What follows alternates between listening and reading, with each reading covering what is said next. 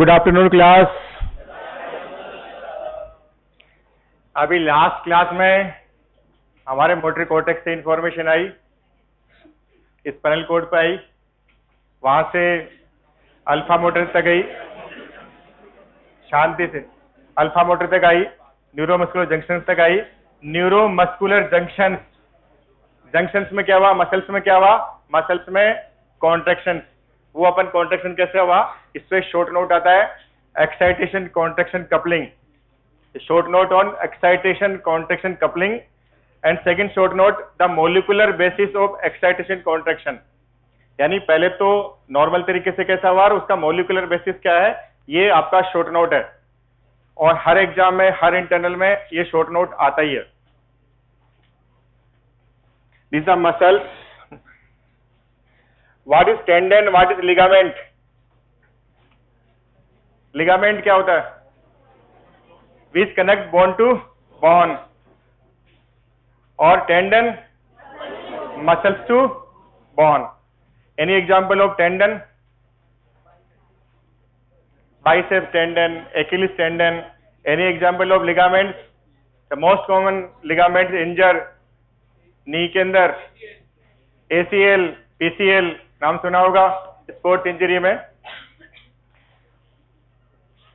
This is a normal muscle structure. Muscles are outer layer epimysium, middle is perimysium और inner is endomysium. यानी peri, first epi, फिर peri और फिर last में endo. Whole structure is epimysium. ये इसमें बहुत सारे फेसिकुलाई है। This fasciculi, the covering of fasciculi is perimysium. The covering of fasciculi is पेरीमाइसिन।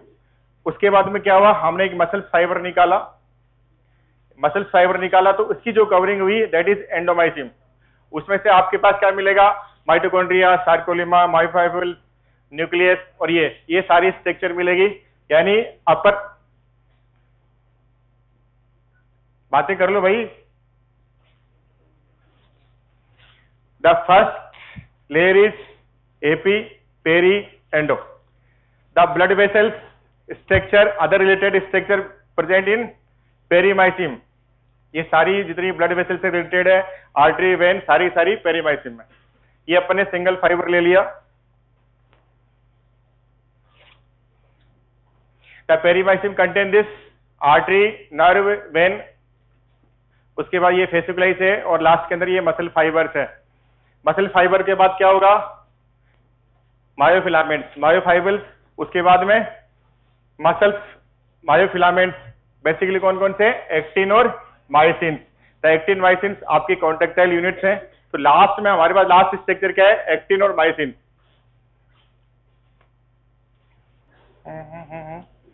ये लास्ट स्ट्रक्चर आपको दिखने लगेगी। ये skeletal muscles, this is मायोफाइबल्स।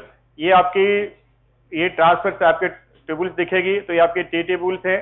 T tubules के बाद में ये alternative band of striation, one band, one band, one band, one band.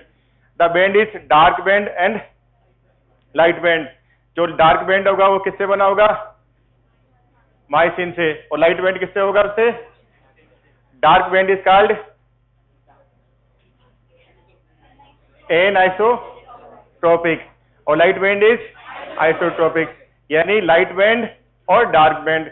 Light band किसका, एक्टिन फिलामेंट्स का बना होगा, वो आपका मायोसिन फिलामेंट्स का बना होगा। ये this is A tried structure, sarcoplasmic reticular cisternae, sarcoplasmic reticular cisternae और दिस इज ट्रांसवर्स ट्यूबुल। ये आपका दिस इज ट्राइड स्ट्रक्चर। यानी आपके पास तीन स्ट्रक्चर है, दो सार्कोप्लाज्मिक रेटिकुलम वाली है और एक ट्रांसवर्स ट्यूबुल है। ये स्ट्रक्चर इन्होंने लार्ज करके दिखाई है और ये आपके पास बैंड है। और the distance between two Z disc, ये आपकी ए बैंड, ये आई बैंड है। आई बैंड के जो बीच में बिल्कुल structure that is Z disc, ये भी Z disc. The distance between two Z disc, इसको क्या बोलते हैं, sarcomere. Sarcomere, sarcomere is the basic functional unit. ये स्ट्रक्चर सबने देखी होगी, 12th क्लास में है क्या ये, पिछली वाली है, ठीक है।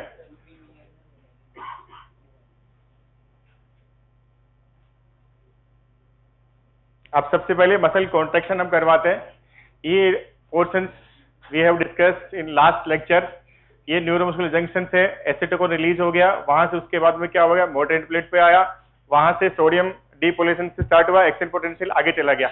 अब क्या हुआ, मसल्स में क्या हुआ, action potential move this side, sodium sodium sodium, ये आपके यहां तक मूव करेगा, किसमें, ये टी ट्यूबुल्स में। जो आपने स्ट्रक्चर देखे थी वो टी ट्यूबुल्स में आपका एक्शन पोटेंशियल यहां तक आ गया। अब टी ट्यूबुल्स में आने के बाद वो क्या काम करेगा, कुछ तो एक्शन करेगा। तो यहाँ पे एक रिसेप्टर होगा DHP receptor, dihydropyridine receptor. One receptor is dihydropyridine receptor. और सार्कोप्लाज्मिक रेटिकुलम्स के जो पोर्शन वाला पोर्शन है वहां पे भी एक रिसेप्टर होगा, दैट इज राइनोडिन रिसेप्टर। यानी टी ट्यूबुल्स पे जो रिसेप्टर है दैट इज DHP रिसेप्टर, और सार्कोप्लाज्मिक रेटिकुलम पे जो रिसेप्टर है दिस इज राइनोडिन रिसेप्टर। यहाँ पे जैसे ही एक्शन पोटेंशियल आएगा there is conformational change of DHP receptor and ryanodine receptor, दोनों के बीच में कन्फर्मेशनल चेंजिंग हो जाएगी। कन्फर्मेशनल चेंजिंग होते क्या होगा, यहां मैसेज चले जाएगा और सार्कोप्लाज्मिक रेटिकुलम में जो कैल्शियम स्टोर है ये आपकी बाहर आ जाएगा।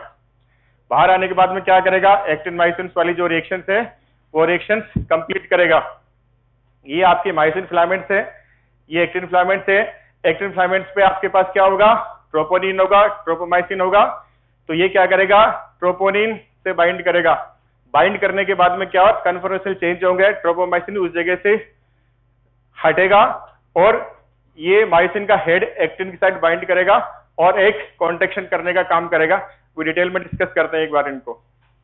यानी हमारे पास सबसे पहले एक्शन पोटेंशियल आया, मोटर एंड प्लेट पे आया, उसके बाद में सोडियम आया, एक्शन पोटेंशियल यहां तक आया, टी ट्यूबुल्स में आया। टी ट्यूबुल्स में आपके पास DHP रिसेप्टर इज प्रेजेंट, और सार्कोप्लाज्मिक रेटिकुलम में कौन सा है, राइनोडिन रिसेप्टर। दोनों के कन्फर्मेशनल चेंज हुआ, उसकी वजह से क्या हुआ, calcium is release in circulation. तो कैल्शियम रिलीज हुआ, उसने क्या किया, ट्रोपोनिन के 3 पार्ट होते हैं, ITC, यानी 3 कंपोनेंट बाइंड कर सकते हैं ट्रोपोनिन पे। C पे कैल्शियम बाइंड कर सकता है, T पे ट्रोपोमाइसिन कर सकता है, और I पे एक्टिन बाइंड कर सकता है। जैसे ही इसके साथ बाइंड करेगा ये कन्फर्मेशन इसकी भी चेंजिंग होगी, और ये मायोसिन का जो हेड इसके साथ अटैच हो जाएगा और एक स्ट्रोक देगा, उसको अपन पावर स्ट्रोक बोलेंगे, और वो मसल्स कॉन्टेक्ट करेगी। अब कॉन्टेक्ट ही करती रहेगी, रिलैक्स भी होना है, तो वहां पे क्या होगा, एक सरका SERCA वो प्रेजेंट होगा। तो वो क्या करेगा, उसको वापस कैल्शियम को वापस सार्कोप्लाज्मिक रेटिकुलम में वापस एंट्री करने देगा, तो मसल रिलैक्स हो जाएगी। नॉर्मली लाइफ में क्या होता है, रिगर मोर्टिस का नाम सुना है, what is rigor mortis, after death 4 to 12 hour या 24 hour, depend on winter vacation या समर वेकेशन, जो भी आपकी वेकेशन चल रही है, सीजन चल रहा है, उस पे डिपेंड करता ही है आपका। उस सीजन में क्या होगा, आपकी 6 to 24 hour, 36 hour, depend on environment और क्लाइमेट, उस पे क्या होगा, वो रिलैक्स होने की कोशिश करेगा। पहले रिलैक्स होगी बॉडी, डेथ के बाद में क्या होता है, फर्स्ट रिलैक्स हो जाती है। देखा होगा रिलैक्स हो गई, आपने मूवी में देखा होगा, किसी को टच करके देखा, बाबा के हाथ पांव गिर गए, हिल गए, कुछ नहीं होगा, पूरा रिलैक्स होगा। रिलैक्स होने के बाद में क्या होगा, बॉडी कांटेक्ट करना स्टार्ट होगी, दैट इज रिगर मोर्टिस। वो कांटेक्ट तो कर जाएगी, लेकिन बाद में रिलैक्सेशन आसानी से नहीं होता, क्योंकि रिलैक्सेशन के लिए आपको ATP चाहिए। डेड मरने के बाद में आपके पास ATP नहीं है, तो ATP नहीं है तो वो कांटेक्ट कंडीशन में रहती है नॉर्मली बहुत लंबे समय तक।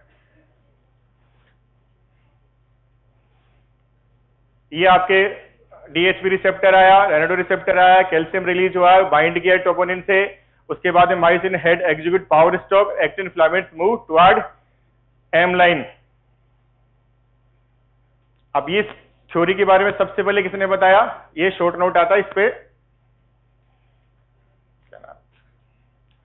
This is sliding filament theory. इसका 3 नाम आता है, sliding filament theory, cross bridge theory और रेचेट थ्योरी। तीनों नाम में से किसी से भी आ सकता है। Explain sliding filament theory, explain cross bridge theory और एक्सप्लेन रेचेट थ्योरी। किसने बताई, AF और HE हक्सले ने 1954 में। नाम से भी आएगा the what the contribution of Huxley. तो कंट्रीब्यूशन क्या है, excitation, contraction, coupling, sliding theory के बारे में इसने एक्सप्लेन करा। इन तीन के बारे में जानने की जरूरत नहीं है, पेपर में नहीं आता आपके। यानी sliding theory, cross bridge theory, रेसिस थ्योरी किसने बताई? हक्सले ने 1954 में। The nerve and muscle is excitable tissue, दोनों both are excitable when nerve muscles are stimulated and action potential is generated, this is electric phenomena. The skeletal muscles respond to stimulation by contraction, this is mechanical phenomena. The event which link the electric phenomena with mechanical phenomena is called excitation, contraction, coupling. यानी जो आपके electric events हैं, mechanical events हैं, दोनों की जो coupling हो गई, that is excitation, contraction, coupling. 1954 Huxley ने दी, और तीन नाम है उसके, तीनों नाम आपको याद करने हैं। शॉर्ट नोट आता है, और ये फर्स्ट इंटरनल में शॉर्ट नोट आएगा ये।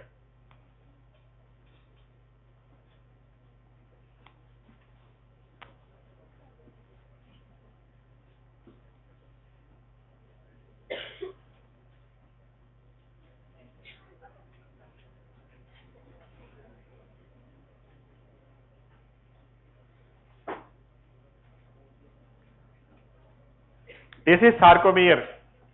This is the sarcomere functional unit है. This is red color structure is myosin. The red color structure is myosin. This structure is actin. ये आपके पास क्या है? Z line. This is Z line. This is Z line. The distance between two Z line is one sarcomere. यानी एक sarcomere में आपके पास क्या है? ये आपके पास sarcomere है, ये पूरा का पूरा। यानी ये आपके पास जो बैंड है that is A band, this band is a band, और दिस बैंड ये आपके आई बैंड। तो आपके पास देखो आई बैंड क्या है? Only half portion is half, only half portion, half portion इधर है, हाफ पोर्शन इधर है। यानी वन सार्कोमियर में क्या है आपके पास? Half I band, full A band और हाफ आई बैंड। यानी हाफ आई इस साइड से, हाफ आई उस साइड से, और एक आपका फुल ए बैंड हो गया। अब ये बीच वाली स्ट्रक्चर देखो, इसमें there is no actin filament, इसमें कोई आपके पास एक्टिन फिलामेंट्स नहीं है, उसको बोलेंगे एच जोन। क्या बोलेंगे? H zone. The central portion of H zone is called M line, the central portion of H zone is called M line. यानी आपके पास ये एम लाइन है, ये जोन है आपका एच जोन है, ये आपका ए बैंड है, और ये आपका आई बॉन्ड है। जब कॉन्ट्रैक्शन होगा, मैसेज आएगा, तो ये क्या होगा? कांटेक्ट करेगा। जो कांटेक्ट करेगा तो क्या होगा? ये आई बैंड आपका छोटा हो जाएगा, आई बैंड आपकी साइज में डिक्रीज हो गया, छोटा हो गया। ए बैंड आपका उतना का उतना ही रहेगा, ए बैंड में कोई फर्क नहीं होगा, लेकिन आपका जो एच जोन है वो डिसअपीयर हो जाएगा। तो आपके ऑब्जेक्टिव में भी आएगा कि ड्यूरिंग कॉन्ट्रैक्शन क्या होता है, कौन सा एरिया छोटा होता है, कौन सा सेम रहता है। तो अपन को क्या बोलना है? ये ए बैंड सेम रहता है, यानी कॉन्ट्रैक्शन में, रिलैक्सेशन में ए बैंड आपके पास सेम रहेगा, आई बैंड आपके पास कम हो जाएगा, एच जोन आपका डिसअपीयर हो जाएगा। Clear?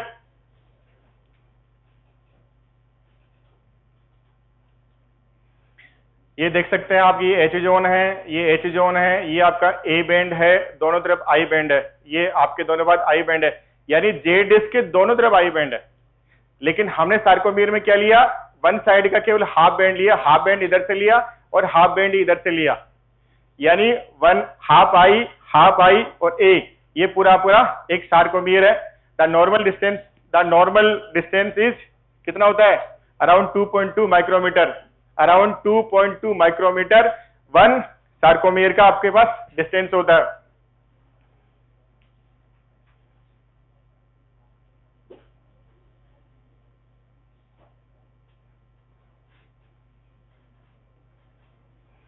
The structure of muscle fiber, the long cylindrical multinucleated cells, its cell membrane is called sarcolemma. जो मसल्स की मेम्ब्रेन है that is sarcolemma. The plasm is sarcoplasm, muscles में सार्कोलीमा होगी covering, और जो साइटोप्लाज्म होगा that is sarcoplasm. Sarcoplasm along with all structure mainly contain number of contact element called myofibrils. The sarcolemma along with sarcoplasm reticulum together form sarcotubular systems. जो structure बताई वो वाली। Myofibrils क्या है? एक्टिन और फिलामेंट के, actin और myosin के बारे में इंडिविजुअली बताएंगे। Each muscle fiber consists of large number of myofibrils which are arranged parallel to each other and running along entire length of muscle fiber. पूरी की पूरी लेंथ के अंदर पूरे के पूरे होता है, ऐसा नहीं कि कुछ टुकड़े इसके हो गए कुछ टुकड़े इसके हो गए, ये पूरी की पूरी लेंथ में कवरिंग करेंगे. The diameter of myofibrils is 1 to 2 micrometer, length 1 to 4 centimeter depending on length of muscle fiber. इसकी फाइबर अलग होगी, इसकी फाइबर अलग होगी, तो लेंथ डिपेंड करता है कि वो चाइल्ड स्टेज में, एडल्ट स्टेज में है या बॉडी के कौन से पोर्शन में है. Each myofibre consist of many thick filament and thin filament. Thick filament means myosin और थिन यानी actin, arrange in repeating pattern along the length of myofibre.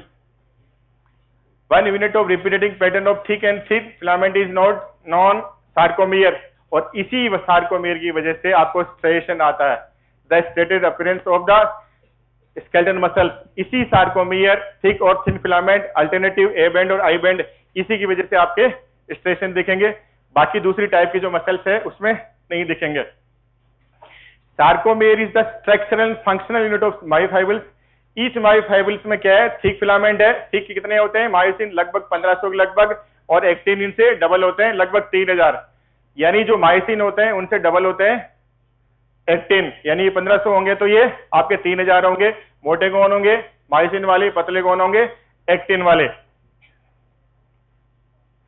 The appearance of the myofibrils under light microscopes, the peculiar arrangement of dark and light band with result of different in reflective index. A band बता दिया 1.5 micrometre located in the middle of the each sarcomere. H zone बता दिया. In the centre of each A band a lighter zone called H zone is present.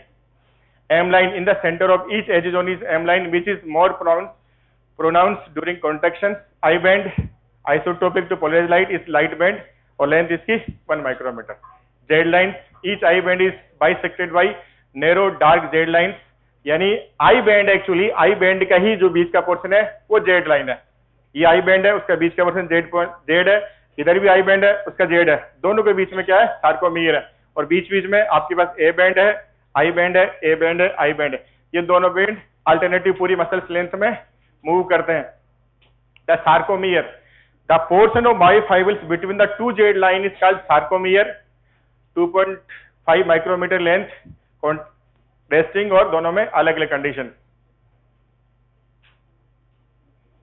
अब आपके पास thick filament और thin filament है, तो अलग 3 तरह की प्रोटीन है. बेसिकली आपकी कॉन्टेक्टाइल प्रोटीन से, रेगुलेटरी प्रोटीन से और एंकरिंग प्रोटीन से.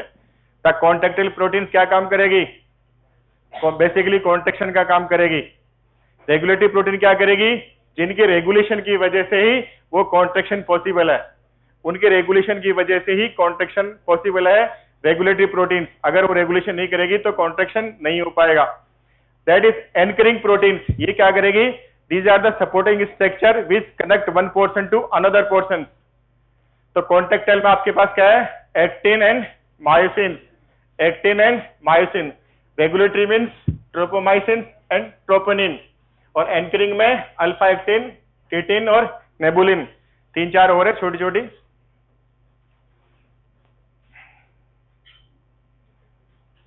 Thick filaments, twice the diameter of thin filaments. Each thick filament is surrounded by 6 thin filaments. Thick filament is made of a contractile protein called myosin. Myosin में 6 polypeptide chain होती है, 2 heavy होती है, 4 light होती है. एक myosin का structure, हाँ ये देखो, this is the myosin structure. ये देखो आपस में दोनों ने कर्विंग कर रखी है, हेलिक्स बना रखा है, और दिस इज हेड. ये आप पोर्शन, ये आपका portion, this portion is head portion, ये आपका हिंज पोर्शन, और दिस इज टेल पोर्शन. ये जो हेड है, अटैचमेंट और डी अटैचमेंट का काम केवल प्राइमरली हेड ही करता है. यानी अटैचमेंट भी हेड से होगा, डी अटैचमेंट भी हेड से होगा, और बाकी के साथ क्या है, हेलिक्स स्ट्रक्चर बनाएगा, दैट इज मायोसिन. ये आपका टेल होगा. ये आपके पास हैवी चेन है अल्टरनेटिवली देखो, और हेड में क्या होगा, आपके पास ये लाइट चेन है 1 2 3 4. यानी ये आपके लाइट चेन है और ये आपके पास हैवी चेन है. अब ये क्या करेगा, एक्टिन फिलामेंट है, तो ये क्या करेगा, इस तरह से बेंड करेगा. दोनों साइड में देखो, ये इस साइड मूव कर रहे हैं, ये आपका मूवमेंट, और इस साइड में बिल्कुल ऐसा हो रहा है. यानी ये दोनों पास में आने की कोशिश करेंगे ड्यूरिंग कॉन्ट्रैक्शन. एक का ऐसे है ग्राफिंग होगा, दूसरे वाले का ऐसा ग्राफिक्स होगा, और जो इस तरह से करेंगे वो क्रॉस ब्रिज का फॉर्मेशन करेंगे। जब क्रॉस ब्रिज होगा तो उसमें अटैचमेंट होगा, अटैचमेंट होगा तो वहां पे एटीपी रिलीज होगी, एटीपी रिलीज होगी तो वो एक मॉलिक्यूल से दूसरे मॉलिक्यूल में अटैच होगा, दूसरे के बाद में तीसरे में जाएगा, चौथे में जाएगा, इस तरह से कॉन्ट्रैक्शन पास में आता रहेगा। यानी myosin molecules, tail, head, 2 heavy chains, light chains, और ये cross bridging. The thin filaments, it has a head end that extend in the L band and tail end that encourage to Z lines। ये किससे बना होता है? Actin, ट्रोपोमाइसिन और troponin से।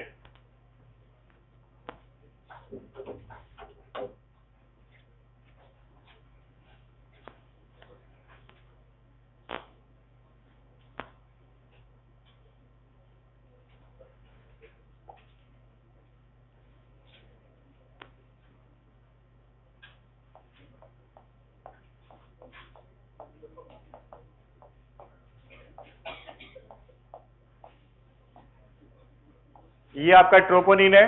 Troponin के बेसिकली 3 पार्ट है। आईटीसी, आईटीसी एक कंपनी का नाम है, होटल का भी नाम है आईटीसी। तो ट्रोपोनिन में क्या है? ITC, C for calcium. यहां आके क्या बाइंड करेगा आपके पास? कैल्शियम। आवाज नहीं, इसको आवाज करनी है, बाहर जा सकता है। ये जो कैल्शियम है, सी के साथ क्या बाइंड करेगा? आपके पास कैल्शियम, और टी के साथ क्या बाइंड करेगा? ट्रोपोमाइसिन।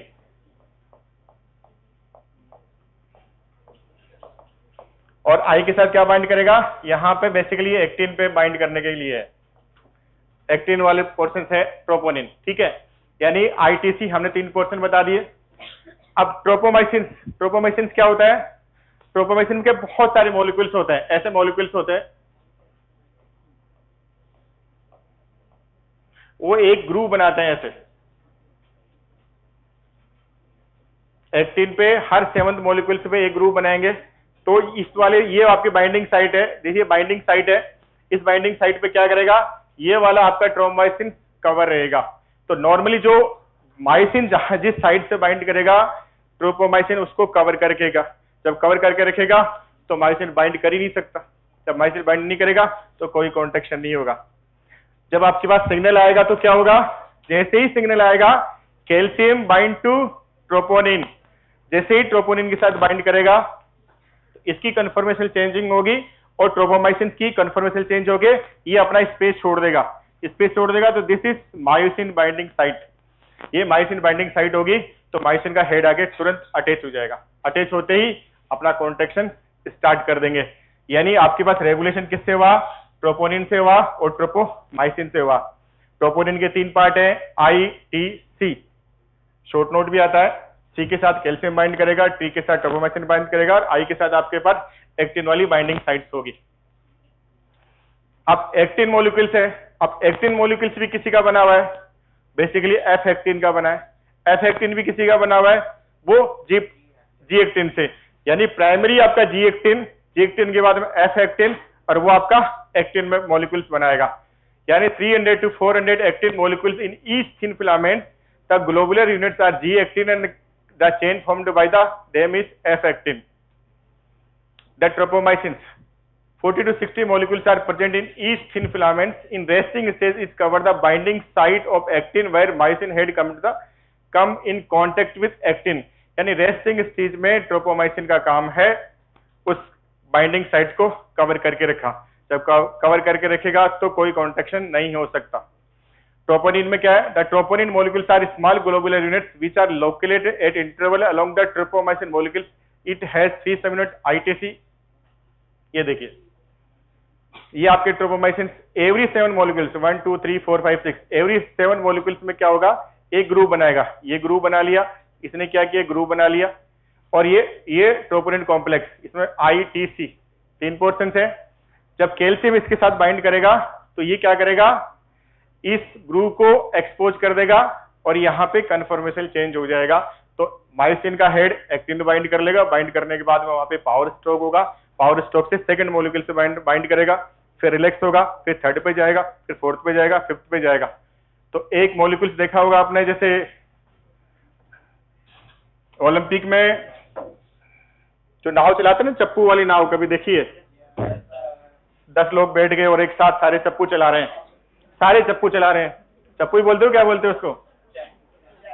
चेपू, ठीक है, आवाज नहीं। तो वो सारे के सारे एक साथ पूरी मसल्स के जो भी कॉन्ट्रैक्शन वाले हैं, सारे के साथ एक साथ स्ट्रोक देंगे, आपकी नाव आगे बढ़ेगी, फिर स्ट्रोक देंगे, फिर आगे बढ़ेगी, फिर स्ट्रोक देंगे, आगे बढ़ेगी।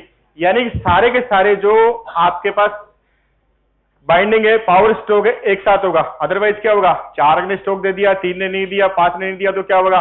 मसल्स कॉन्ट्रैक्ट ही नहीं करेगी। तो साइमल्टेनियसली सारे के सारे उस बोट की तरह एक साथ पावर स्ट्रोक देंगे और वो मसल्स का कॉन्ट्रैक्शन होगा।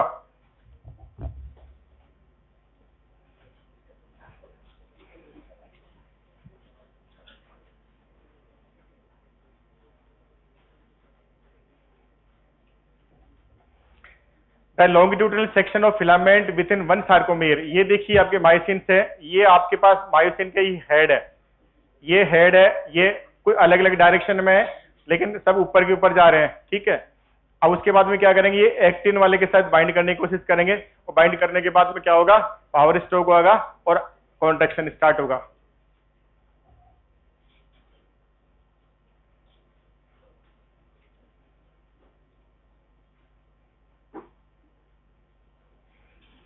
The sarcolemma along with sarcoplasmic reticulum form a highly specialized system called sarcotubular system. This play important role in the internal conduction of depolarization within the muscle fiber. एक transverse है, ये जो बताया वही है आपका। तो आपको सबसे पहले ये वाला डायग्राम याद करना है। मसल्स में आने के बाद में क्या हुआ? एक्शन पोटेंशियल आया, एक्शन पोटेंशियल ने क्या किया? आपके पास डीएचपी रिसेप्टर के साथ बाइंड किया। आपके आगे क्या है? आपके पास राइनोडिन रिसेप्टर, उसके कन्फर्मेशन चेंज हुआ, उसमें क्या हुआ? कैल्शियम रिलीज हुआ। कैल्शियम ने क्या? ट्रोपोनिन टी के साथ बाइंड किया, टी बाइंड कर दे, टी की चेंजिंग हुई और ट्रोपोमाइसिन को उसने वहां से हटा दिया। तो जो बाइंडिंग साइट है एक्सपोज हो गई और एक्टिनोमाइसिन की बाइंडिंग हो गई और वो पावर स्ट्रोक जनरेट करके कॉन्ट्रैक्शन स्टार्ट हो गया। ये stage 2, this is stage 3, release of calcium.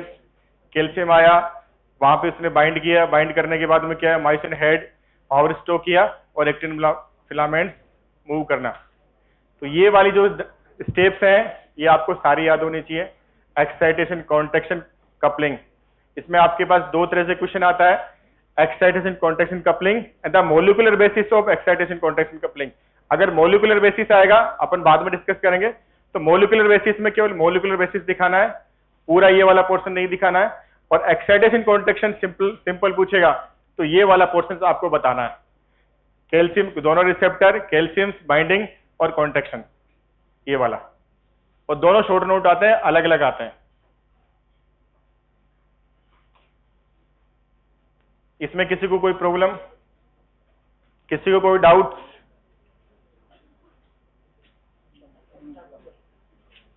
Any doubts? Sarcomere, A band, I band, H zone, M line, light band, dark band, जितने भी हैं।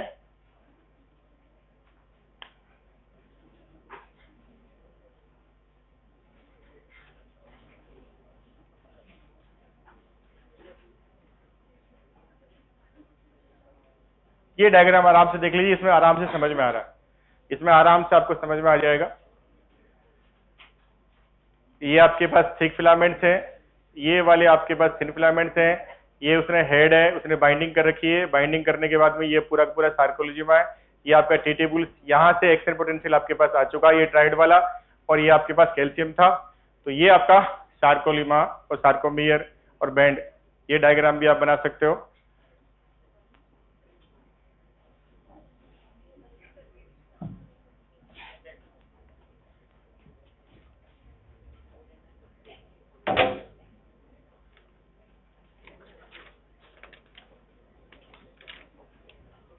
और एक आपसे पूछा जाता है कॉन्ट्रैक्शन और रिलैक्सेशन में सारे बैंड्स की पोजीशन क्या है। कॉन्ट्रैक्शन में ए बैंड क्या होता है, कैसे होता है? सेम। और रिलैक्सेशन में सेम। आई बैंड कैसा होता है कॉन्ट्रैक्शन में? छोटा। और उसमें नॉर्मल पोजीशन इन रिलैक्सेशन में नॉर्मल और कॉन्ट्रेक्शन में आपका decrease. What about H zone? Relaxation में नॉर्मल रहेगा और कॉन्ट्रेक्शन में आपका डिसअपीयर होएगा। ये बेसिकली तीन स्ट्रक्चर आपसे पूछी जाती है कि तीनों में ए, आई और एच किस किस में क्या होता है। सार्कोमेयर के स्ट्रक्चर पूछ लेते हैं, वो आपको सार्कोमेयर के स्ट्रक्चर आपको पता होने चाहिए।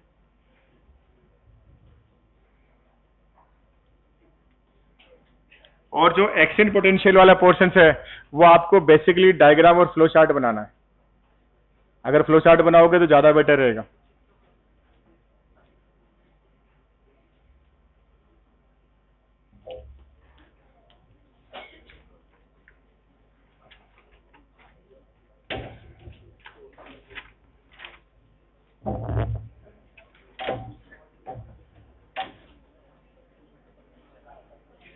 Rigor mortis. What is the medico-legal importance of rigor mortis? What is the medico-legal importance of rigor mortis? Time since death.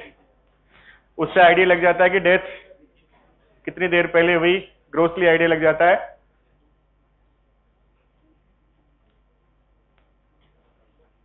एक रिगर मोटिस सिमुलेट करता है जनरल कंडीशन में भी आपका डेथ कब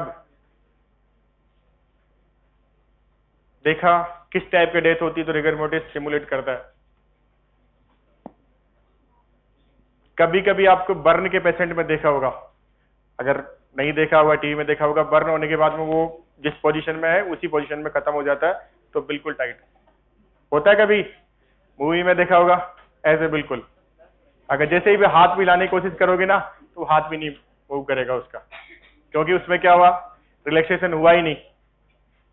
रिलैक्सेशन हुआ, कॉन्ट्रैक्शन तो स्टार्ट हो गया लेकिन रिलैक्सेशन नहीं हुआ तो क्या हुआ, उसके लिए एटीपी चाहिए। अब उसकी बॉडी में एटीपी बची नहीं बची है तो जिस टाइट पोजीशन में है उसी टाइट पोजीशन में रहेगा। और अगर आप उसके हाथ में कुछ भी दे दोगे तो वो पकड़े रखेगा, उसको पकड़े रखेगा, तो आपको लगेगा कि डेड बॉडी उसको पकड़ के रखी है। आपके सामने भी रहेंगे, फिर भी आपको देख के बताना है। Ready? Roll number 43, roll number 43, who is 43?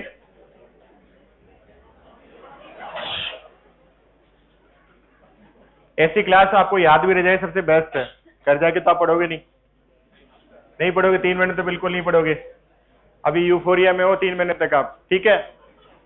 The excitation contraction theory is given by किसने दिया? हक्सले। इनके लिए क्लिपिंग करेंगे।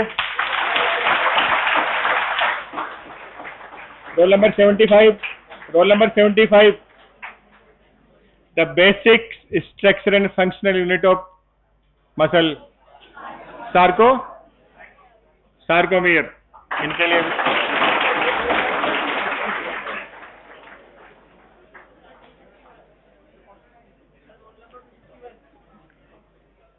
Roll number 125, roll number 125। अगर खड़े नहीं हुए तो एब्सेंट है बाद में। जब कॉन्ट्रैक्शन हुआ तो आई बैंड की साइज क्या रही? During contraction what is the size of I band? Decrease 170 170 absent 170 बाद में भी एब्सेंट रहेगा, याद रखना। 171 during contraction size of A band same, decrease और increase same. 190, roll number 190, roll number 190।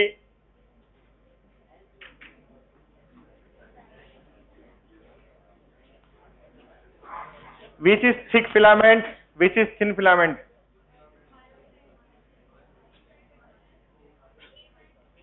Which is thick filament, which is thin filament? माइसिन क्या है? Thick और thin filament. Clipping.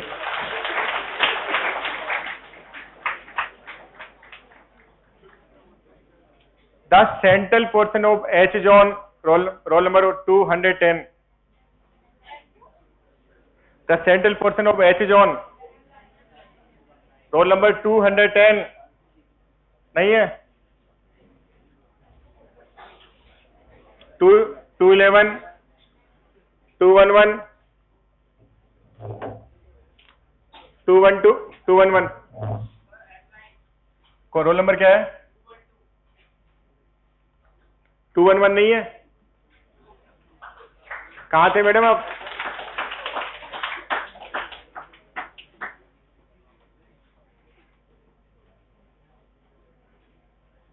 The most important, roll number 225, roll number 225, who's 225?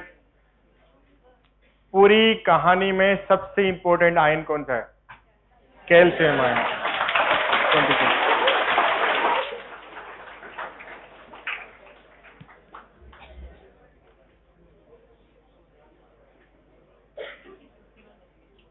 22।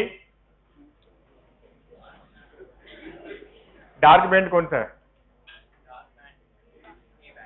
पक्का? Sure? लो किया जाए। Roll number 250, roll number 250।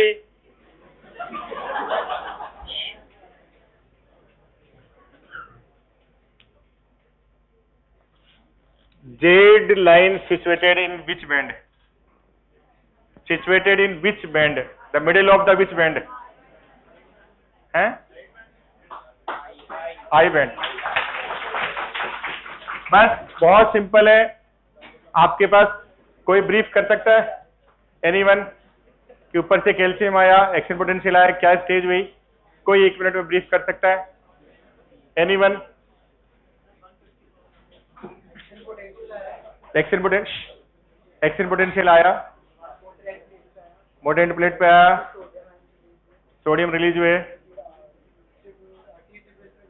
T tables पे गए, ठीक है, रिसेप्ट किया।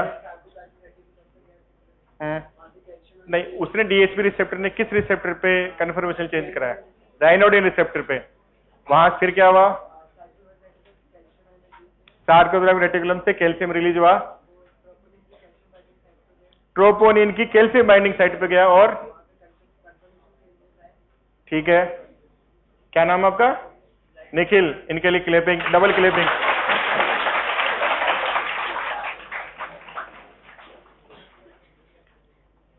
कोई एनी वन इसके अलावा कोई बताएगा ए बैंड, आई बैंड और एच जोन और एम लाइन के बारे में एक एक लाइन? बहुत सिंपल है, सामने लिखा भी है। Any one? हाँ बताओ। नहीं, कोई एनीबॉडी वॉलंटियर, कोई भी बता दो। What is M line, what is Z line, what is I band, what is H zone, what is? कोई भी बता दो। इंटरेस्टेड? हाँ,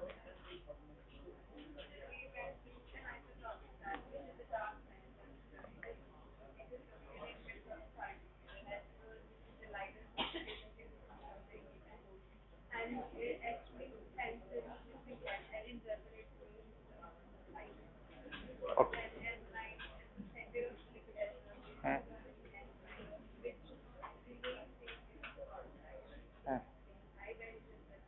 ठीक। डबल क्लिपिंग इनके लिए। ये शॉर्ट नोट है, इतना बता दिया कि 2 पेज कोई भी लिख देगा। अगर शॉर्ट नोट ही है, ठीक है। 2 पेज लिखने आपको, 2 पेज लिखने, 2 पेज इनफ। ज्यादा की जरूरत नहीं है, ज्यादा लिख भी नहीं पाओगे।